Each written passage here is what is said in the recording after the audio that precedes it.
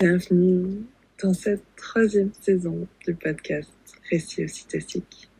Merci pour votre fidélité, pour vos partages, pour vos commentaires et pour tous les échanges que l'on a en message privé. Ça me nourrit tellement de voir à quel point ces aventures vous touchent. Je vous promets une saison pleine de récits de naissance, riche en ocytocine et puissant d'enseignement. Si ça résonne juste pour vous, vous pouvez soutenir mon travail en faisant un don unique ou mensuel. Sur Tipeee, je vous mets en description du podcast un lien. Sur ce, je vous envoie plein de chaud doudou. Je vous souhaite une douce et agréable écoute. Et je vous dis à très bientôt.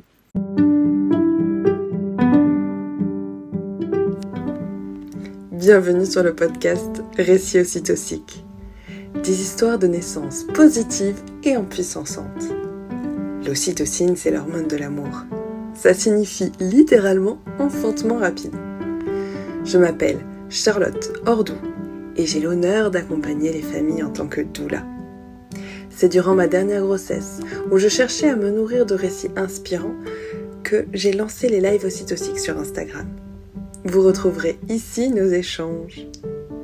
Porter l'espace pendant que mes invités viennent se livrer en toute authenticité est une expérience enthousiasmante et riche d'enseignements. Car il n'y a que les personnes qui enfantent pour savoir ce qui leur est juste. Installez-vous confortablement et plongez avec moi dans un bain d'ocytocine. Bienvenue Céline. Merci. Comment te sens-tu ce matin? Je me sens bien, fatiguée par cette journée qui a commencé très tôt. Mais j'ai l'impression d'en avoir déjà fait une, mais je vais faire la deuxième. Oui, c'est vrai que donc là, il est 10h et ça fait 6h déjà que tu es réveillée. Donc oui, effectivement, tu as une première journée qui est passée. C'est ça. On va dire plus que 2 et ça sera bon. Donc aujourd'hui, tu es là pour nous parler de ton enfantement libre et autonome. Mais d'abord, est-ce que tu serais d'accord de te présenter en disant qui tu es? Ça peut être très vaste. Et nous partager aussi ce que tu aimes. Alors, moi, c'est Céline. J'ai 26 ans. Je suis la maman de 2 petits. Du coup, Léon qui a 2 ans et Jade qui a bientôt 3 mois maintenant. Ce que j'aime, c'est plutôt la vie en général. Voilà, j'aime que ça vive, j'aime la joie, j'aime les échanges, voilà, découvrir des choses que je ne connais pas. Voilà et après, je suis passionnée, d'allaitement et de tout ce qui est, maternage, enfin, voilà, tout ce qui est attrait à ce côté de la maternité, est, une passion pour moi. Voilà ce que je peux te dire, à propos de moi. Je te remercie. Donc je disais comme quoi cette petite Jeanne est arrivée librement à la maison, mais ce cheminement ne s'est pas fait du jour au lendemain, ne s'est pas fait comme ça. Est-ce que tu serais d'accord de revenir sur comment on est arrivé ce choix d'enfantement libre? Alors, ça remonte à il y a supra méga longtemps. Bon, du coup, la maternité, pour moi, c'est vraiment, enfin, depuis toute petite, j'ai toujours voulu être maman. Enfin, c'est un sujet qui me passionne. Quand j'étais ado, je regardais, Baby Boom. Ouais, voilà, on a tous eu des moments dans notre période, on a regardé des trucs qu'il ne faut pas regarder. Et j'avais ce sentiment que alors c'était la normalité, du coup, à l'époque, enfin, qui me semblait la normalité. Et en même temps, j'avais le sentiment qu'il y avait un truc qui était bizarre. Quelque chose de pas normal, mais quoi? Bonne question. Je suis un bébé qui est né par césarienne. Autour de moi, dans ma famille, tout le monde est né par césarienne. Donc, on va dire que pour moi, on ne peut pas accoucher autrement qu'avec des médecins à l'époque. Et voilà, donc bon, j'ai commencé ma vie pro. Et, et j'ai eu un premier bébé qui est venu par surprise et qui est reparti aussi vite qu'il est arrivé. Et ça a été pour moi un petit électrochoc en me disant que je commence vraiment à me questionner sur la maternité, mais voilà, c'est comme une graine qui est venue se planter. Elle s'est plantée en bas, elle s'est plantée en haut, quoi. Et elle est repartie. J'ai continué ma vie pro. Et il y a eu la période du Covid qui est arrivée, qui m'a énormément chamboulée parce que je suis infirmière et du coup, j'ai beaucoup travaillé pendant cette période. Et j'ai été assez choquée par toute cette médicalisation et cette industrialisation des soins. Du coup, moi, j'étais plutôt sur la fin de vie avec cette histoire de Covid. Et on était très déshumanisés, on va dire, de tout ça. Donc, voilà. Donc, c'est des graines, en fait, qui se sont plantées et qui ont commencé à me faire des réflexions sur quel est le sens de la vie, quel est le sens de l'accompagnement des êtres, que ça soit voilà, sur la fin de notre vie, sur le début de notre vie. Voilà. Des questionnements avec moi-même, toute seule, quoi. Je fais ma petite philosophie moi-même. Et puis, du coup, mon petit Léon est venu se loger à l'intérieur de moi. Et du coup, là, une joie énorme parce que on l'attendait vraiment, ce petit. C'était vraiment, c'était le moment pour nous. Enfin, je me sentais prête avec mon mari à avoir cet enfant. Et du coup, toute cette maternité, je me suis énormément questionnée sur qu'est-ce que le maternage proximal, le portage, l'allaitement. J'ai découvert qu'on pouvait accoucher autrement que par césarienne.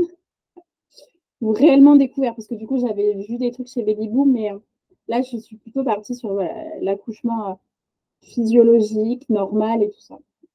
Et du coup, j'ai monté vraiment sur ma première grossesse un projet d'accouchement physio. Je voulais pas de péri, je voulais respecter au maximum la nature. Enfin, j'ai fait pas mal de lectures, de recherches qui expliquaient qu'on était quand même capable d'accoucher seule, mais en même temps, pour moi, seule, c'était quand même entourée d'une équipe hospitalière. Voilà. Donc, cette grossesse se passe très bien. On me découvre un diabète gesta qui, bon, après relecture, voilà. Était-ce un vrai diabète gesta ou pas? Tout est la question, mais bon, voilà. Je suis infirmière, alors pour moi, les protocoles à l'époque, c'était important. Donc voilà, je me suis soumise à tout ce qui est règles autour du diabète gesta, surveillance plus, échographie, j'en ai fait, je ne saurais les compter pendant cette grossesse. Et voilà. Et puis, la naissance de Léon est arrivée. Une naissance qui, mais tu vois, j'ai encore du mal à en parler, mais qui a été très dure pour moi. Du coup, j'avais énormément évolué sur la physiologie, la normalité de notre corps, enfin vraiment pas les normes sociétales, mais la normalité de notre corps. Et j'ai pas du tout été respectée par l'équipe. Voilà, j'ai fissuré la poche des os. Du coup, je suis allée à la maternité dans les heures qui ont suivi. Protocole oblige. Je déteste les protocoles maintenant, alors qu'à l'époque, je les respectais comme je pouvais. Et du coup, le travail s'est lancé. Enfin, voilà, ça s'est quand même bien lancé. Voilà, touchés vaginaux toutes les heures. Monitoring obligé de les. Donc, j'ai eu le droit à la salle nature après négociation quand même. J'ai dû négocier d'avoir le droit d'aller en salle nature parce que j'avais un diabète gesta et que dans les critères, je ne relevais pas de cette salle. Mais bon, ça, c'est ma seule fierté de cet accouchement d'avoir réussi à obtenir cette salle. Et puis, donc, c'était le matin. Donc, je suis arrivée à 8h ce jour-là. Donc, toute la journée, voilà, le travail, monito obligé de le faire allonger. Donc, mais je ne gérais pas. Clairement, allongé sur le dos, je ne gérais pas mes contractions. Là, mon mari était d'un soutien formidable pour que je ne bouge pas. Parce que forcément, quand tu bouges, eh ben, tu gagnes un quart d'heure de monito en plus. Voilà. Et après, je me reverticalisais. Les contractions, elles étaient agréables, quoi.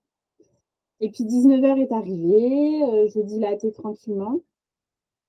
Et là, la Nest allait partir au lit. Alors, c'est la relecture que j'en fais maintenant. Et du coup, on m'a dit que le cœur de Léon ralentissait, que là, il fallait faire un monito en continu, qui n'était pas possible. Enfin, physiquement, j'étais incapable de rester allongée. Et du coup, on m'a dit, ben là, il faut prendre la péri, il faut arrêter de penser à vous, c'est votre enfant et tout ça. Donc, bah, forcément, j'ai arrêté de penser à moi. J'ai accepté la péri, on m'a posé la péridurale. Le travail s'est arrêté, ça serait pas drôle. Ocytocine de synthèse. Enfin voilà, j'ai fait le combo parfait, quoi. Et voilà, donc le travail est reparti. J'étais dilatée à 10. Et là, 30 minutes top chrono pour pousser, jambes en l'air sur le dos, la position parfaite. Bien évidemment, je n'ai pas réussi à sortir mon bébé toute seule. Donc, nous avons appelé le gynéco en urgence. Enfin, en urgence, c'est relatif, mais à l'époque, voilà. Qui est venu, qui n'a pas dit bonjour, qui n'a pas dit au revoir, qui ne m'a pas parlé, qui s'est mis entre mes jambes, qui m'a fait une belle épisio, qui a sorti mon bébé par les ventouses et qui est reparti aussi vite qu'il est arrivé. Et pour moi, ça a été clairement un viol. Ben, j'ai été violée. Et ça a été très, très dur pour moi parce que ça a fait écho à mon enfance où j'ai subi de l'inceste. Et du coup, là, en fait, ça m'est revenu en pleine face. Enfin, à l'époque, on me croit toujours pas de cet inceste d'ailleurs dans ma famille. Et, et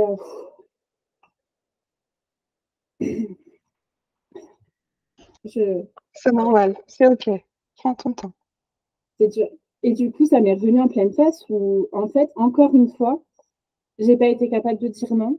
Encore une fois, j'ai suivi ce que les autres décidaient pour moi. Encore une fois, voilà, un gynéco qui s'est placé entre mes jambes, qui a fait ce qu'il avait à faire et qui est reparti tel qu'il est arrivé et en mode c'est normal en fait. Ça choque personne.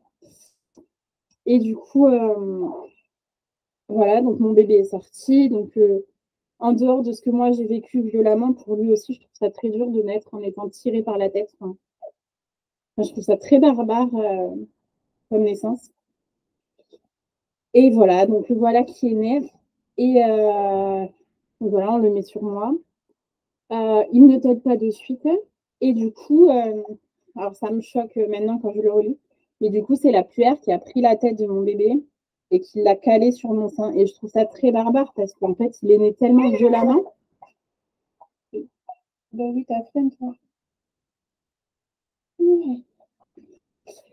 Et que bah oui, il n'avait pas forcément envie de téter, enfin, ce qui, je pense, c'est compréhensible. Et même sur une naissance douce, on n'a peut-être pas envie de téter au bout d'une heure de vie. Et voilà. Et du coup, ce jour-là, j'ai dit à mon mari, le prochain, ça ne se passera pas comme ça, je n'irai pas à l'hôpital. Et ça s'est arrêté là. J'ai commencé mon postpartum avec une épisio qui m'en a fait voir de toutes les couleurs pendant plus d'1 an. Elle a été mal recousue. Du coup, j'ai commencé par ne pas pouvoir m'asseoir. Faire pipi était très compliqué, c'était tellement serré que ça passait pas bien.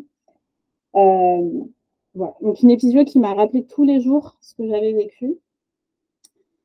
Une épisio enfin voilà, qu'on a dû retravailler, qu'on a travaillé avec de l'Indiba, je ne sais pas si tu connais, c'est des ultrasons pour détendre les plaies. Sauf que j'ai eu une gentille sage-femme qui ne savait pas utiliser l'appareil et qui m'a brûlée. Donc j'ai eu une brûlure sur mon épisio avec cloque et tout ça. Enfin, voilà. L'épisio qui te rappelle bien que tu as vécu un accouchement traumatique, te rappelle bien le viol, enfin voilà, qui te remet dans tout ça. Du coup, mon postpartum avec Léon a été plutôt compliqué. Et je remercie l'allaitement d'avoir réparé en quelque sorte ce moment difficile que j'ai pu vivre. Ouais, donc j'ai pleuré, je pense, les 6 premiers mois de sa vie, ouais, 1, 2, 3 fois par jour, si ce n'est plus. Et comme les bébés sont des éponges, Léon pleurait H24 aussi. Donc des débuts ensemble pas faciles et en même temps qui m'ont permis de découvrir la maternité, qui m'ont permis de devenir mère. Et ça, je remercierai mon fils à vie d'avoir fait de moi une mère. Il m'a permis de découvrir voilà, tout ce qui est le portage, l'allaitement, le cododo, enfin vraiment. Et il a permis aussi de m'affirmer en fait dans mes choix.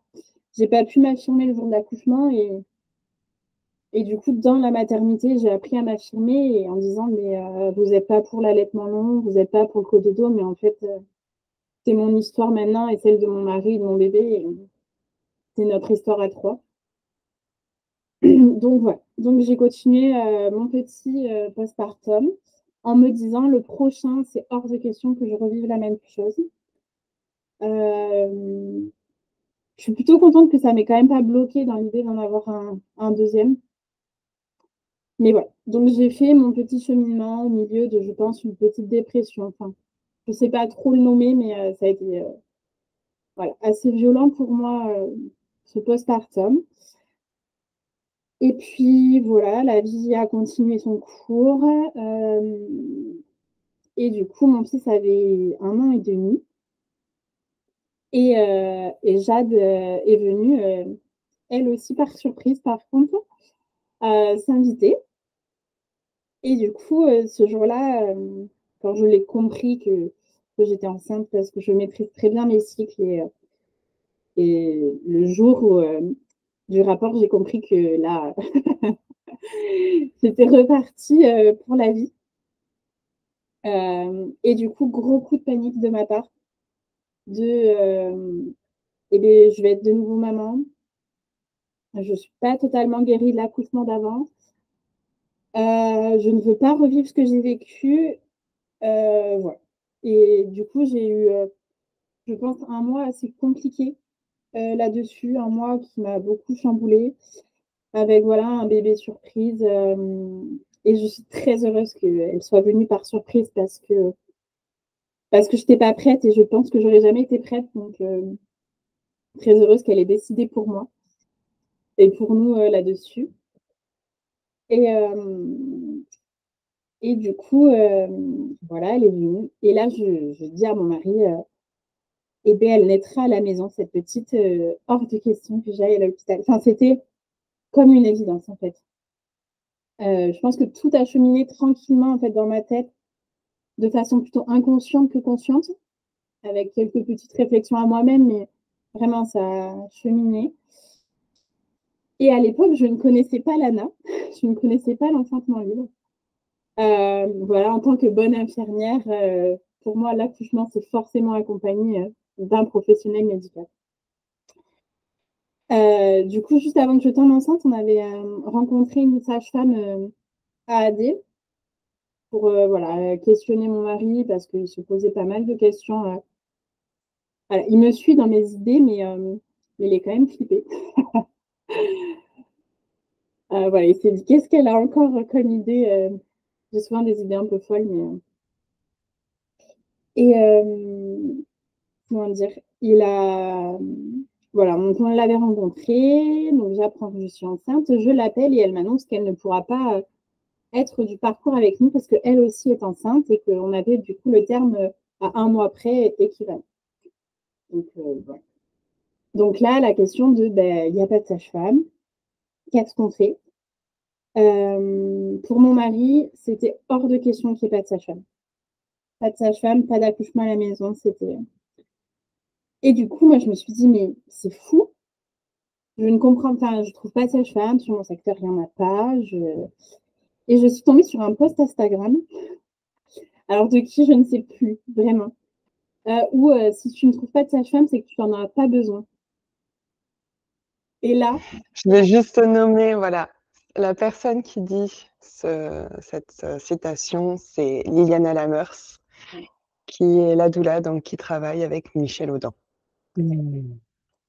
Ouais. Et en fait, ça a été, enfin, je me le suis pris de pleine face et je me suis dit, mais attends, si j'ai pas besoin de sage-femme, qu'est-ce que ça veut dire, pas besoin de sage-femme? Et du coup, je suis tombée sur tous ces comptes, dont le tien, enfin voilà, tous ces comptes que tu peux avoir sur Instagram, d'enfantement libre. Et là, j'ai découvert un monde, mais où en fait, quand tu ouvres cette boîte de Pandore, tu te dis: «Waouh!» Donc tu as un coup de: «Mais c'est pas pour moi en fait, c'est pas mon monde. Moi, j'ai besoin de protocole, j'ai besoin de trucs carrés, de» et Lana, c'est tout sauf protocolaire.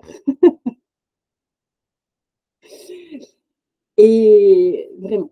Et du coup, j'ai passé des soirées, des nuits entières à regarder Instagram, à lire les posts, à chercher sur Google, enfin, en fait, à découvrir ce qu'est Lana, qui est la naissance réellement physiologique. Et en fait, je me suis rendu compte que ce que j'avais étudié, enfin, réfléchi sur la maternité de Léon, en fait, c'était un dixième de ce qui est la physiologie de la naissance et de la maternité. Du coup, ouais, donc j'ai passé l'été, Jade enfin, ouais, ma grossesse a commencé en juin, donc j'ai passé l'été à étudier l'ANA et tout ça. Et je n'avais pas pris rendez-vous pour une écho parce que je ne ressentais pas le besoin à ce moment-là. Donc voilà, la grossesse a commencé comme ça, juste avec mes ressentis, juste, ouais, je sens que je suis enceinte, je sens qu'il y a la vie en moi, mais on va pas vérifier en fait. Voilà. Septembre est arrivé, je me suis mariée du coup en septembre. Donc voilà, avec mon petit loulou de 2 ans, avec Jade, bien au chaud. Et du coup, je me suis dit: «Ça serait quand même bien de faire une écho». Voilà. La transition entre, j'ai besoin de protocole et de rentrer dans les cases imposées et en même temps, est-ce qu'il y a vraiment besoin? Voilà, j'étais entre les 2, on va dire. Hem, donc je suis allée à cette première écho et en fait, beh, enfin, hyper dur comme écho parce que, alors ma fille, elle est très bien, mais, en fait, j'étais un dossier qui a attendu, sur une chaise de salle d'attente. Je suis passée, on m'a vérifié, on m'a dit: «Tout va bien, OK, le cœur bat, machin et tout ça» et en fait rien, pas d'humain, pas de relation, rien. J'exprime, à la gynéco qui me fait l'écho que, pour le deuxième, enfin que le premier s'était mal passé l'accouchement et que j'aimerais quelque chose de plus respectueux et elle me dit: «On fera ce qu'on peut». OK. Et en fait, enfin vraiment une écho qui a été très dure pour moi parce qu'on fera ce qu'on peut, mais qu'est-ce que ça veut dire on fera ce qu'on peut? C'est on fera ce qu'on peut pour vous aider à digérer ce premier et vivre quelque chose de bien, on fera ce qu'on peut parce que vous êtes une maman de plus qui vient accoucher et que voilà, vous faites monter nos stats de on fait tant de naissances par an. Est-ce que ça dépendra de, enfin, beaucoup de questions de bah, si on est 5 femmes en même temps, bah, tant pis pour toi. Si tu tombes sur une bonne sage-femme, bah, tant mieux. Sinon, bah, si tu tombes sur une qui n'est pas ouverte sur la physio, l'accouchement sans péri, bah, oups. Donc, beaucoup, beaucoup de questions voilà, que je laisse poser. Et là, nous découvrons qu'une sage-femme AAD existe sur le territoire un peu plus loin, que je vais rencontrer du coup, parce que mon mari voulait absolument une sage-femme. Enfin, pour lui, c'était toujours pas possible. Du coup, on signe un contrat avec ce sage-femme. Elle me fait le suivi tous les mois. Mais du coup, je demande un suivi sans toucher vaginaux. Euh, les prises de sang, je fais ce que j'ai envie. Du coup, je contrôlais juste le marqueur de ma TSH parce que j'ai une hypothyréodie d'Hashimoto, donc j'ai juste surveillé ça. En fait, j'ai fait un parcours à la carte en fonction de mes envies, de mes humeurs, de ce qui me semblait juste à chaque moment de la grossesse, en fonction bah, voilà, de comment j'évolue là-dessus. Et plus on avance, plus je me rends compte que la sage-femme et moi, on est sur deux opposés, en fait. Et du coup, beaucoup de conversations assez tumultueuses avec mon mari sur le sujet, en mode je veux pas de sage-femme, il veut une sage-femme. Qu'est-ce qu'on fait? Parce que ça reste le père de mes enfants, donc j'ai pas envie de le mettre à l'écart de cette naissance. Voilà, j'ai quand même envie que notre couple continue. Donc beaucoup de questions. Et au milieu de tout ça, j'ai fait ça bien sur ma grossesse, mais j'ai décidé de rompre les liens avec ma famille qui voilà, était très toxique pour moi toute mon enfance. Voilà, on ne me croit toujours pas pour l'inceste, beaucoup de violence et de maltraitance dans ma famille, on ne comprend pas mes choix, en tant que femme.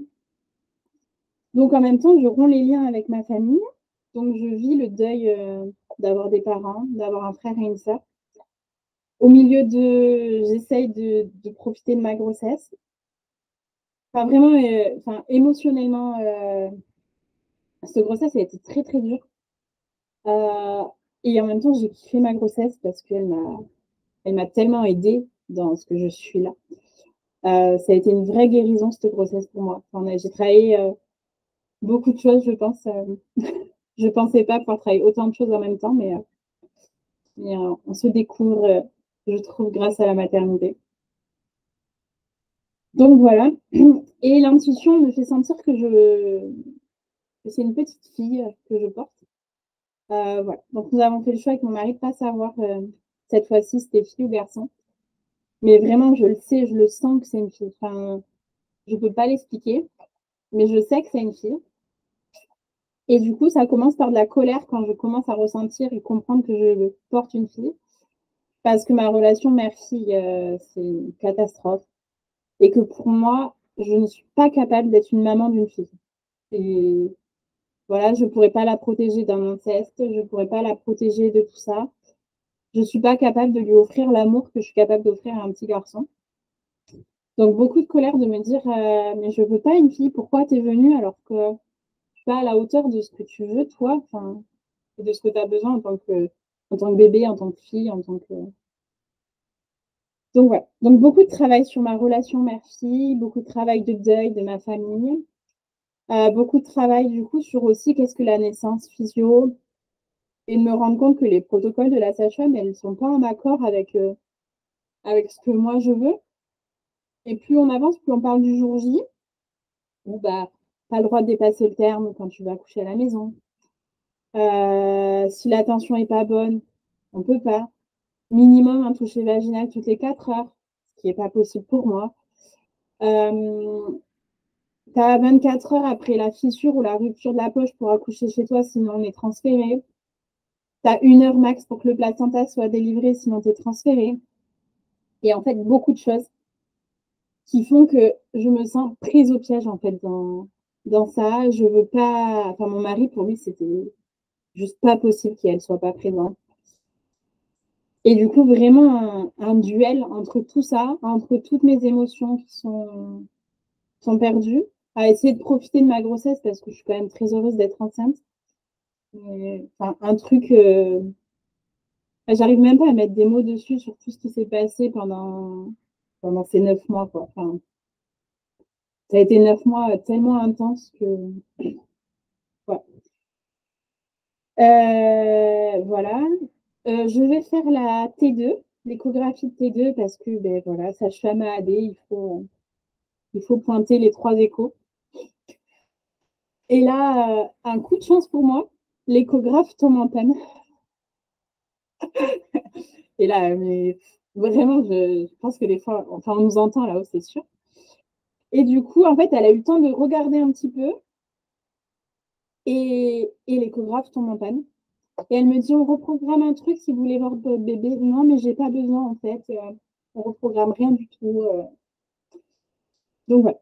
Donc la T2, elle a duré 40 secondes, même pas, je pense.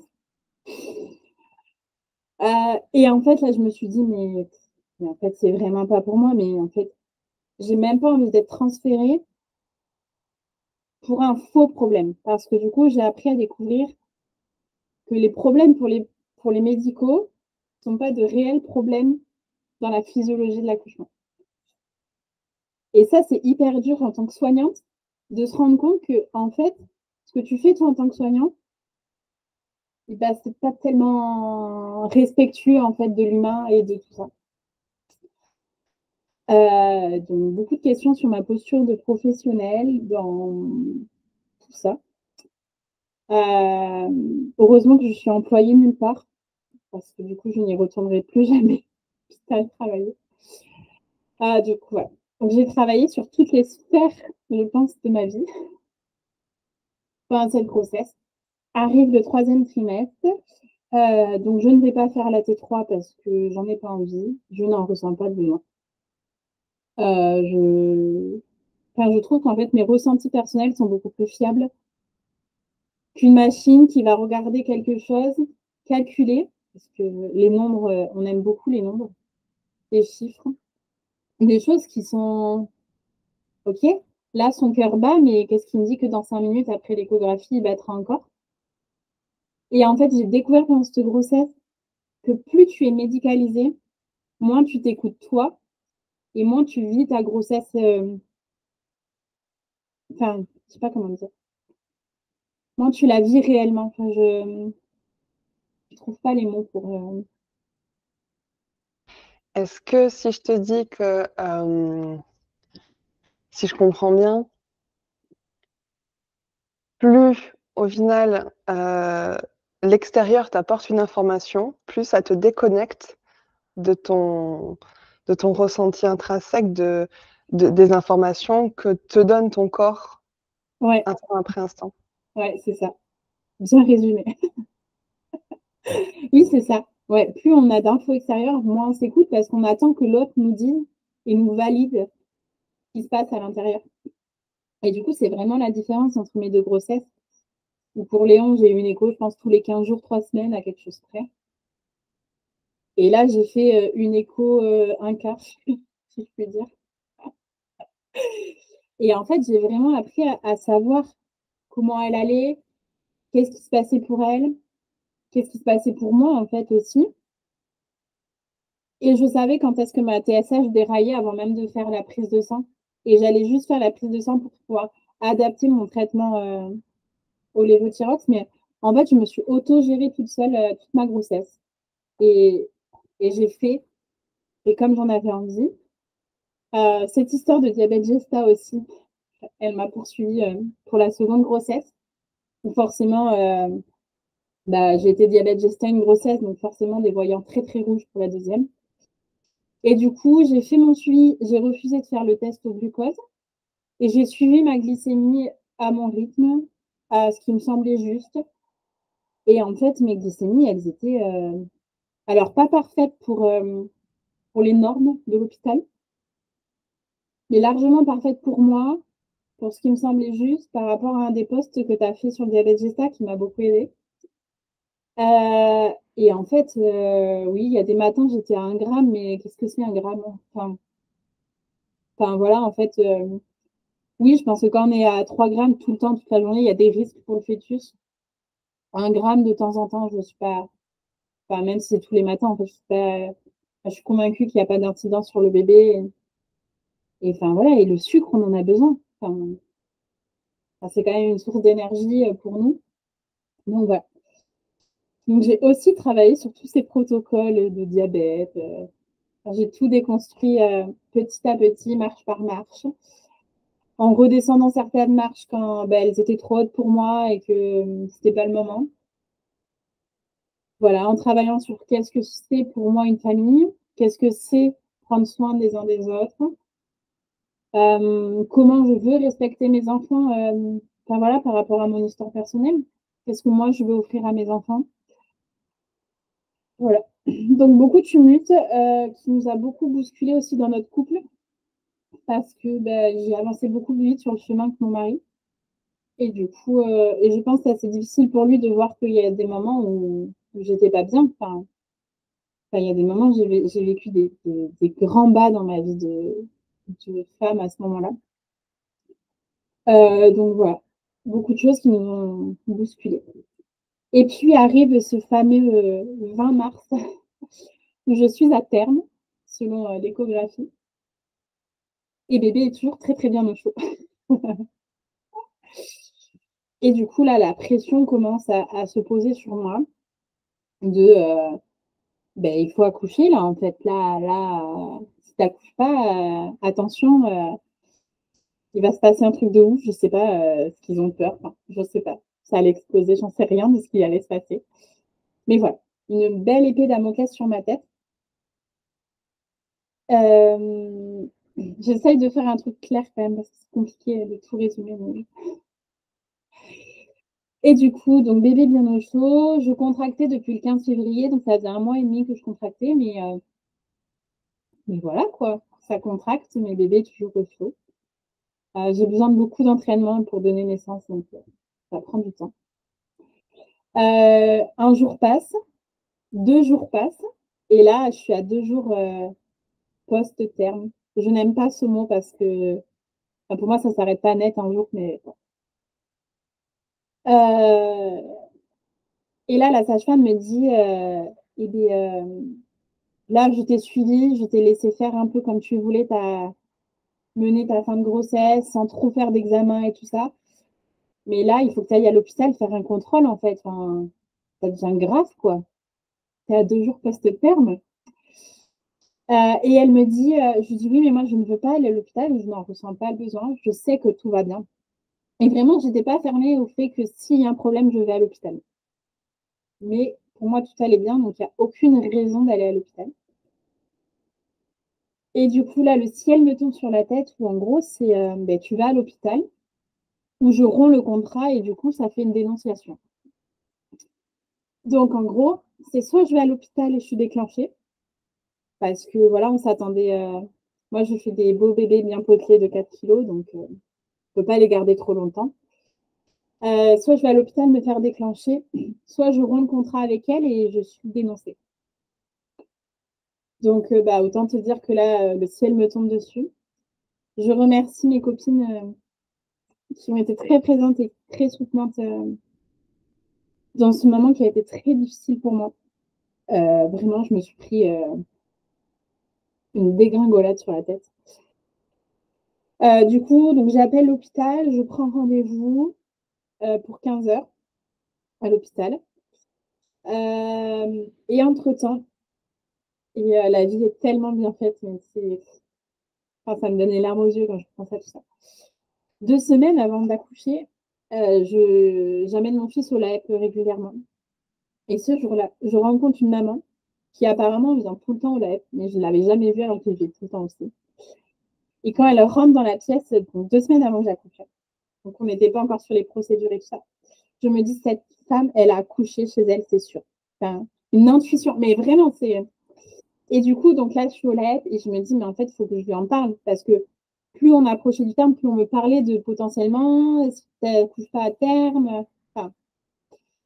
Et du coup, je lui, donc forcément, bon, elle voit très bien que je suis enceinte. Et on parle du lieu d'accouchement et je lui dis, ah oui, moi, j'ai le projet d'accoucher à la maison. Et là, elle me dit, mais moi aussi, j'ai accouché à la maison. Mais c'est tellement bien fait, la vie. Ah bon, d'accord, t'étais accompagnée par qui? Bah, par personne. Donc, voilà. Donc, voilà. De suite, ça crée des liens qui sont ouf. Donc, voilà. Donc, on échange sur sa naissance. Elle me raconte son récit. Enfin, voilà. On se tient en lien. Elle m'envoie, enfin, elle crée un groupe, du coup, ce jour-là, avec d'autres mamans qui ont accouché librement sur mon secteur. Donc, en fait, je me rends compte qu'il y en a plein sur mon secteur qui ont accouché librement. Donc, ouais. Donc, beaucoup d'échanges avec toutes ces mamans. Je pars.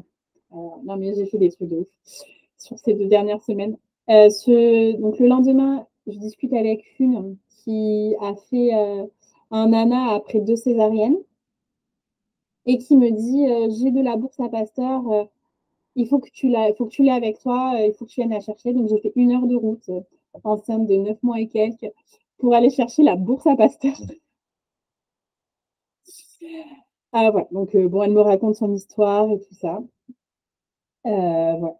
Et du coup, on est en échange, pendant les 2 semaines, on échange sur leur histoire. Et du coup, elles m'ont beaucoup aidé sur les dernières semaines avec leur histoire. Donc, voilà. Donc, on revient à ce jour de dénonciation. Donc, je prends un rendez-vous à l'hôpital pour faire plaisir à la sage-femme. Et en parallèle, j'envoie un message sur ce groupe au fond de mon trou en mode bah, c'est soit je suis déclenchée, soit je suis dénoncée, qu'est-ce que je fais? Et là, elles sont formidables. 1 heure après, elles étaient à la maison et elles m'ont fait un soin de 2 heures au bol tibétain et au tambour pour que je puisse prendre possession de mon pouvoir de femme, en fait, de ma souveraineté. Et du coup, je reçois un soin, enfin, je peux même pas le décrire, en fait, ce soin. Enfin, c'est un soin de ouf. Enfin, elles m'ont portée avec leurs énergies, elles m'ont portée, enfin, en fait, elles m'ont donné la force que j'avais besoin pour finir cette grossesse et pour faire mon projet. Mon mari était présent parce que du coup, il avait posé cette semaine en pensant que j'aurais accouché. Du coup, et du coup, non, mais il était là toute cette dernière semaine qui a été très, très, très dure. Et, et du coup, à la fin de ces 2 heures de soins, elles m'ont dit: «Qu'est-ce que tu veux faire toi? C'est quoi ton choix? On s'en fout de ce que pensent les autres. Toi, tu veux quoi? Toi, tu te sens capable de faire quoi?» Et là, je me dis: «Mais moi, je peux accoucher à la maison. Je sais que tout va bien. Je ne veux pas aller à l'hôpital». Et du coup, j'appelle la sage-femme en lui disant, «Je romps le contrat avec toi. On arrête là. On continue notre chemin chacune de notre côté et voilà». Et elle me dit: «Mais tu sais ce que ça implique, si tu romps le contrat, je suis obligée de le dire à l'hôpital». Et je lui dis: «Mais fais, en fait, je vraiment, je m'en fous.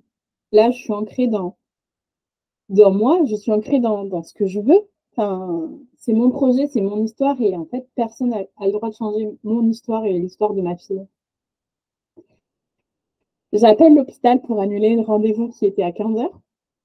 Alors sur le coup, je dis juste, que j'ai un imprévu, que je rappelle demain. OK. Bon, sauf qu'entre-temps, la sage-femme prévient la maternité que j'ai décidé de continuer mon chemin et que du coup, je décide de faire un ANA. Et là, en France, on est libre, tant qu'on fait comme les autres décident pour nous.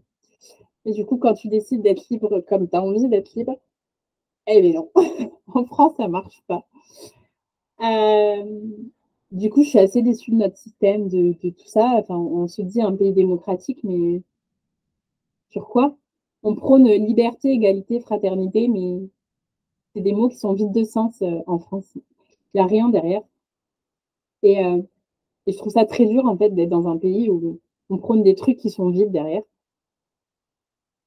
Et du coup, je reçois, donc c'est mon mari qui gère les appels avec la gynéco, qui l'appelle.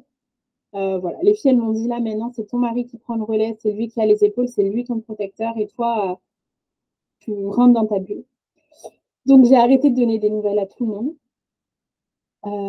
Voilà, juste à part 2 copines, très, très proches à qui j'ai donné des nouvelles, dont une qui vivait, bah, c'est une copine en or, mais qui vivait le deuil de son père, en parallèle, qui est décédé, enfin, 1 semaine avant que j'accouche, donc elle a vécu le deuil en même temps que moi je vivais mon truc, enfin, voilà. Et vraiment elle a été soutenante alors qu'elle-même, elle vivait quelque chose de très, très dur. Voilà, enfin, ouais, 2 copines, si, enfin, quand elles écouteront, je les remercie de tout cœur de m'avoir soutenue et portée, jusqu'au bout. Et hem et du coup, donc bon, les gynécos qui baratinent mon mari sur tous les risques que j'encours, pour ma santé, pour la santé du bébé. Et du coup, mon mari a cette force que les choses lui coulent dessus. Si moi je lui dis que c'est OK pour moi, bah lui, et voilà. Et je sais pas pourquoi il s'en va, peut-être chercher mon fils chez la nounou qui était chez la nounou, enfin je sais pas. Et j'allume mon portable pour, toute autre raison et je vois un message vocal de l'hôpital, puisque comme c'est l'hôpital où je travaille, je connais les numéros par cœur, donc je sais qui est-ce qui, et j'écoute ce message, il est 17 heures. Je pense que, où la cadre me dit, «Madame, au vu de votre situation, nous avons fait une dénonciation au procureur de la République».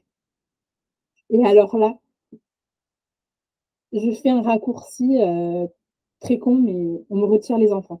Procureur de la République, on me retire les enfants. Et donc là, ben non, en fait, je veux pas qu'on me retire les enfants. Enfin, Les enfants, c'est ma vie. Enfin, je peux même pas dire, enfin, décrire ce qu'est mes enfants pour moi. Enfin, et donc là, je me dis, Céline, il va falloir que tu l'affrontes, faut que tu affrontes les professionnels médicaux. Là, enfin, il y a un moment, il faut y aller, quoi. Donc, je rappelle ce cadre. Et là, on a une conversation que je trouve très enrichissante. Alors, très dure, mais très enrichissante. Où du coup, on échange. Et là, en fait, j'ai plus rien à perdre, en fait. Je suis dénoncée au procureur de la République. Donc, en soi, on n'a plus rien à perdre à ce moment-là où, bah, voilà. Et du coup, ben, je lui raconte le pourquoi j'ai décidé de faire un nana, le pourquoi j'en suis là, et le pourquoi je refuse d'aller à l'hôpital. Et donc, bien sûr, elle essaye de me dire que, voilà, la risque de mort fétale, risque. Enfin, en vrai, je ne sais même plus de quoi elle me parle comme risque, mais ça me coule dessus. Et vraiment, en fait, enfin, je lui explique que là, pour moi, c'est pas OK ce qu'ils ont fait, que je trouve ça très, très violent de faire ça à une mère en fin de grossesse, où on a plutôt besoin d'ocytocine pour accoucher que d'adrénaline, clairement.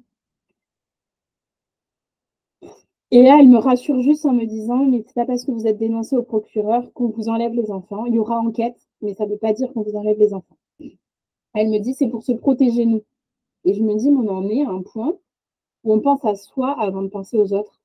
Où en fait, l'hôpital me dénonce pour se protéger eux, mais moi, ma santé mentale, physique, on s'en fout en fait. Et je me dis, mais c'est. Enfin, je trouve ça grave. En fait, on est dans un système où c'est devenu tellement l'industrie et l'usine qu'on s'en fout en fait de la mère. C'est juste, on se protège nous, on remplit nos cases, on fait ça, voilà, point. Et du coup, bah, là, je me dis, ben, voilà, beaucoup de questions en mode, est-ce que je vais à l'hôpital me faire déclencher et ils me foutent la paix, ou est-ce que je reste dans mon projet ou pas? Et du coup, j'avais eu le soin au tambour le matin, donc en fait, dès que j'avais une question, bam, ça me revenait. En mode, non, t'es ancré, tu restes dans ton projet. Il y avait cette odeur, elles ont fait brûler de l'encens. Je ne sais pas trop ce qu'elles ont fait brûler, mais en fait, dans ma maison, il y avait cette odeur du soin qui était là. Et donc, à chaque fois que je rentrais dans cette pièce où j'ai fait le soin, et bien, bim, en fait, non, reste dans ta ligne et tu vas le faire. Donc, voilà. Bon, ben, bien évidemment, plus de contraction, plus rien du tout. Jade, elle s'est dit là, moi, je reste chaud, je me fais petite en attendant que ça aille mieux pour maman. Donc, voilà. Donc, les jours passent. Voilà, en me disant, ben, quand même, ça vient toujours pas. L'hôpital qui essaye d'appeler tous les jours en me disant, vous avez toujours pas accouché. Je ne réponds pas, mais ils sont quand même en mode, oh ouais, ça fait 5 jours, ça fait 6 jours, ça fait 7 jours. Là, il va peut-être falloir faire quelque chose, madame. Donc voilà, le temps passe. Euh, voilà, j'ai le droit à un soin de réflexo. Enfin, mes copines m'ont fait plein de cadeaux, elles ont été hyper soutenantes, que ça soit en termes d'écoute et tout ça. Enfin, vraiment, des copines en or. Et du coup, nous voilà à 42 plus 4 jours, selon leur terme. Euh, avec tout ça, avec beaucoup de questionnements, où en même temps, je suis hyper sûre de moi et je sais que tout va bien et que tout va bien. Et en même temps, bah, il y a cette date, je suis à 42 plus 4, quoi. Enfin, et puis tous les gens, donc je reçois beaucoup de messages, je ne réponds plus à personne, je donne des nouvelles à personne. Donc j'ai fait peur à pas mal de gens de disparaître. Voilà, et ceux que je croisais, mais t'as toujours pas accouché? Eh bien non. Donc je trouve que cette, euh, cette pression qu'il peut avoir sur les mères qui n'ont pas accouché à 41, elle est très très lourde. Mais mon mari m'a énormément protégée de cette pression et voilà. Et ça m'a permis de faire du tri dans les copines ou celles qui me faisaient confiance et qui avaient peur pour moi, mais qui ont continué de me soutenir et plutôt ceux qui bah, voilà, la pression, t'as pas accouché, mais t'es folle, tu devrais quand même aller faire une écho. Donc, j'ai fait aussi du tri dans mes amis sur cette dernière semaine, sur les personnes qui me sont bonnes et justes. Euh, après, je dis bonnes, mais par rapport à moi et mes besoins. Enfin, voilà. Et du coup, mon mari, donc nous sommes le samedi matin. Toute la nuit, mon mari était pas bien, pas trac. On se lève le matin, mon mari est à 41 de fièvre. Et là, je comprends que cette journée va être très, très particulière.